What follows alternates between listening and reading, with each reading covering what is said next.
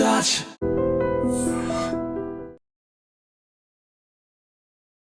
నమస్కారం, welcome to I dream. ధర్మ మార్గం విత్ విజిత కార్యక్రమానికి స్వాగతం.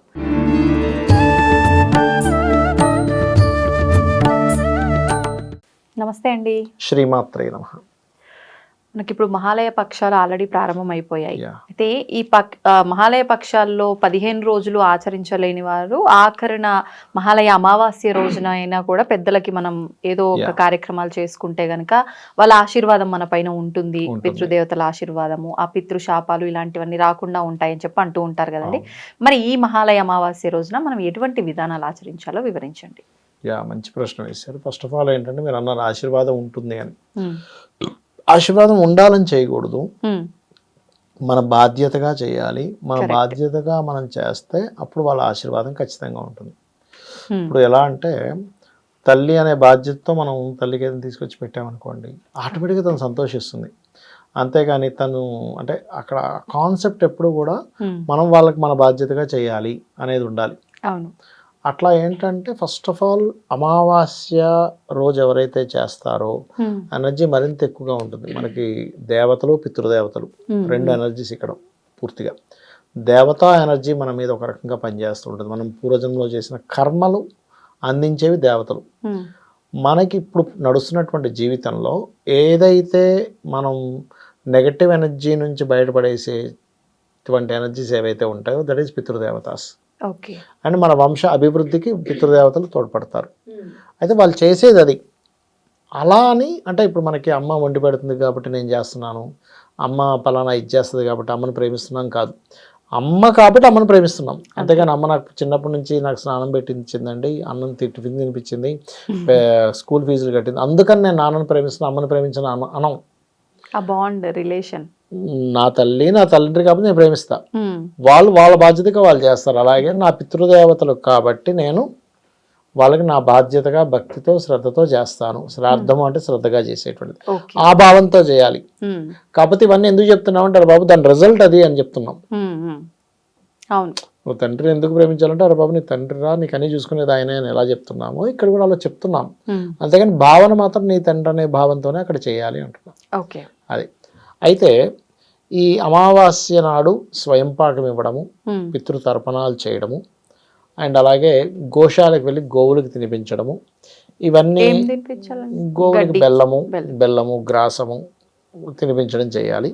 అలాగే మరొక విషయం ఏంటంటే మరి ఇక్కడ ఉండము, వేరే ఎక్కడో కంట్రీస్లో ఉంటాము, అప్పుడు ఎలాగా అంటే శాస్త్రం ఏం చెప్పిందంటే అక్కడ ఉన్నటువంటి పేదవారికి నువ్వు ఏదైనా ఇవ్వగలిగితే నీకు పితృతర్పణాలు జస్ట్ నువ్వులు తీసుకొని తర్పణ వదిలినట్లయితే కూడా దాని ఫలితం 100% ఉంటుంది.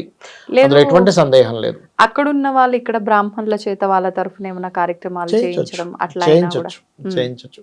అయితే అసలు ఇక్కడ ఏంటంటే చాలా మందికి ఉన్న అపోహ ఏంటంటే ఏదో పెద్ద పెద్దగానే చేయాలి. శాస్త్రం ఏం చెప్తుంది, నీకు గనక ఏమీ లేవు, చాలా బేదరిగా అనుభవిస్తున్నావు, ఒక చెట్టును ఆలింగనం చేసుకొని నేనేం చేయలేకపోతున్నాను కన్నీరు కార్చినా వాళ్ళు స్పందిస్తారట. ఎలా అంటే ఇప్పుడు మీరు ఉన్నారు, మీరంటే ఎవరో సమ్ ఎక్స్పర్సన్ ఉన్నారు, వాళ్ళ పిల్లవాడు ఏదో అడిగాడు, అరే నేను కొనలేకపోయాను రా నీకు అని బాధపడితే పిల్లవాడు వెంటనే ఏం చేస్తారా, ఏం కాదు నాన్న, ఏమైపోయింది ఇంకోసారి కొనుక్కుందాం, ఫస్ట్ ఆ ఫీల్. అవును. అట్లా ఏంటంటే మనం అది చెయ్యాలని చెప్తుంది శాస్త్రం. అది. ఇక మరొక విషయం ఏంటంటే పితృదోషాలు అంటారు. అంటే సింహరాశి పాడైన వాళ్ళకి, అంటే వాళ్ళ రాశి సింహరాశి వాళ్ళని రూల్ లేదు, వాళ్ళ పర్సనల్ చార్ట్లో సింహం రాశిలో ఏదైనా పాపగ్రహాలు ఉన్నా, సూర్యుడు పాడైనా, 5, 9 స్థానాలు పాడైనా ఇది పితృదోషం కింద చెప్తారు. ఆ పితృదోషాలు ఉన్నప్పుడు వంశ అభివృద్ధులు జరగవు. అంటే అక్కడ ఎనర్జీ రావాల్సిన ఎనర్జీ రాలేదు. అందుకని ఇక్కడ చాలామంది ఏమిటంటే పితృదోషం ఉంది కానీ నేనేం చేయాలో అర్థం కావట్లేదు అంటారు. ఇక్కడ ఏమీ మనం పితృదోషాలను ఆయన భయపడ్డాం కదా, ఆ ఎనర్జీని పెంచుకోవడం ఎలా అంటే ఇప్పుడు మనం చూడండి, పలానా వైటమిన్ తగ్గింది, నువ్వు ఏడుస్తూ కూర్చుంటావా, వైటమిన్ తగ్గిందని టాబ్లెట్ వేసుకుంటున్నావా, ఇది కూడా అంతే. పలానా దోషం ఉంది అంటే దోషం ఉందని బాధపడ్డం కాదు, భయపడ్డం కాదు, దానికి సంబంధించిన ఎనర్జీని నువ్వు పెంచుకోవాలి. ఇది ముఖ్యంగా మనం అర్థం చేసుకోవాల్సిన అంశం. ఇప్పుడు ఆ రోజునే మనకి సూర్యగ్రహణం కూడా ఉంది అని చెప్పి అంటున్నారు. మరి ఆ గ్రహణ ప్రభావం ఎక్కడెక్కడ ఉంది, మన దగ్గర ఏమైనా ప్రభావం ఉందా, ఆ రోజున ఎటువంటి నియమాలు పాటించాలో అది కూడా వివరించారు. తప్పకుండా. ఈ సూర్యగ్రహణానికి ఈ 5 రాసుల వాళ్ళు మసి అనుకునేటువంటి టైటిల్స్ ఏం పెట్టక్కర్లేదు, ఎందుకంటే సూర్యగ్రహణం లేదు కాబట్టి మనకి. మనకి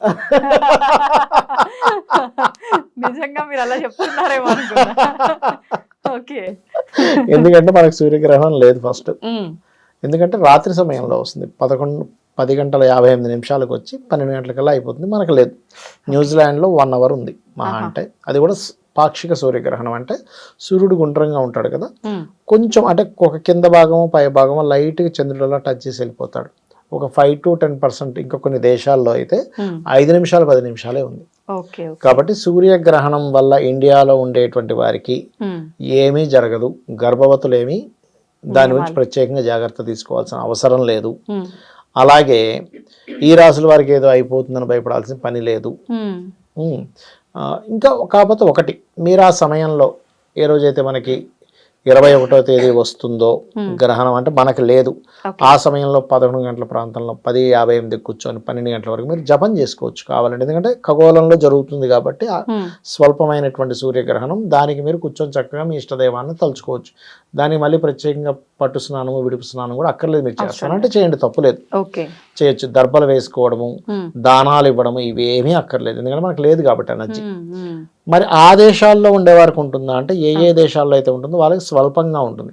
అక్కడుండే రాసుల వాళ్ళకి, అంటే ఇక్కడ కాదు, న్యూజిలాండ్ రకరకాల అసలు నోరు తిరగని దేశాలకు వచ్చింది ఈసారి విచిత్రంగా. వారికి ఏమిటి దాని ప్రభావము అంటే, మేషం వారికి అయితే సంతానం విషయంలో జాగ్రత్తగా ఉండాలి. వృషభం వారు ఏదైనా ప్రాపర్టీ తీసుకునే విషయంలో జాగ్రత్తగా ఉండాలి. మిథునం వారికి, ఆ దేశంలో ఉండే మిథునం వారికి మంచిదే 3వ స్థానంలో. కర్కాటకం వారికి ఫైనాన్షియల్ రిలేటెడ్ విషయాల్లో జాగ్రత్తగా ఉండాలి. సింహం వారు కొంచెం వాళ్ళ ఆరోగ్య విషయంలో జాగ్రత్తగా ఉండాలి.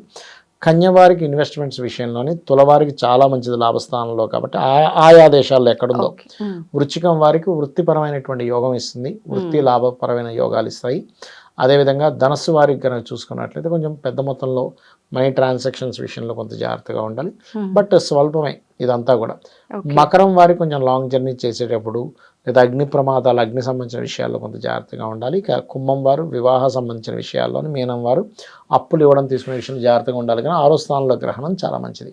అయితే ఈసారి గ్రహణం విచిత్రం ఏంటంటే, ఎందుకు స్వల్పం అవుతుందంటే, గ్రహణ సమయానికి పర్టికులర్గా చంద్రరాహువులు ఎలా కలిసి ఉంటారో, రవికేతువులు కలిసి ఉంటారు సూర్యగ్రహణానికి అయితే. అదే చంద్రగ్రహణానికి అయితే, సూర్యగ్రహణానికి రవి చంద్రకేతు ముగ్గురు కలిసి ఉండాలి. కానీ ఇక్కడ ఏంటి, ముగ్గురు కలిసి ఉండట్లే. రవి కొంచెం కన్యలోకి వచ్చేస్తున్నాడు, సింహరాశిలో కేతువు చంద్రుడు ఉంటున్నారు.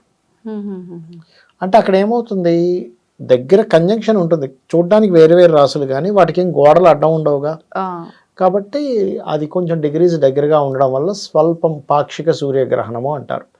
ఈ గ్రహణం వల్ల ఆల్రెడీ మనం గతంలో ఈసారి ఈ సంవత్సరానికి అధిపతి సూర్యుడు అయ్యాడు కాబట్టి రాజకీయ నాయకుల మీదే ఎఫెక్ట్ ఎక్కువ ఉంటుందని చెప్పుకున్నాం. ఇది కూడా దానికే దారితీస్తుంది, జలప్రలయాలు రాజకీయ నాయకులకి. అందుకే చూడండి, మన నేపాల్లో ఏం జరిగింది, ఆయన పారిపోవాల్సిన పరిస్థితి, అది రాజకీయ నాయకుడేగా. అందుకని అలాంటివి మళ్ళీ మళ్ళీ రిపీట్ అవుతుంటాయి ఈ సంవత్సరం అయిపోయే వరకు కూడా. ఈ సంవత్సరం ఏదైతే 2025 కాదు, కొత్త మన ఏమంటారు, మన ఉగాది వరకు కూడా ఇలాంటివి రిపీట్ అవుతూ ఉంటాయి, జాగ్రత్తగా ఉండాలి. అయితే మనం లాస్ట్ టైం మీకు గుర్తుందో లేదో, లాస్ట్ మంత్ 17th తర్వాత గోల్డ్ రేట్ పెరుగుతుందని అనుకున్నాం, గుర్తుందా మీకు? పెరుగుతాయండి, 1 month పెరుగుతుంది, తర్వాత తగ్గిపోతుంది. ఈ గ్రహణం తర్వాత తగ్గిపోతుంది చూడండి, కావాలంటే గోల్డ్ రేట్ మళ్ళీ తగ్గడం అంటే ఆగిపోద్ది, ఇంకా పెరగదు. ఇప్పుడు 10,000 ఉండేది గ్రాము 11,000 చిల్లరకు వచ్చిందా, ఇంకా పెరుగుతుంది అనుకుని ఎక్స్పెక్ట్ చేయకండి, అక్కడ అవుతుంది మళ్ళీ. ఎందుకంటే సూర్యుడు దీనిలోకి వస్తున్నాడు, సిల్వర్ రేట్ పెరుగుతుందండి.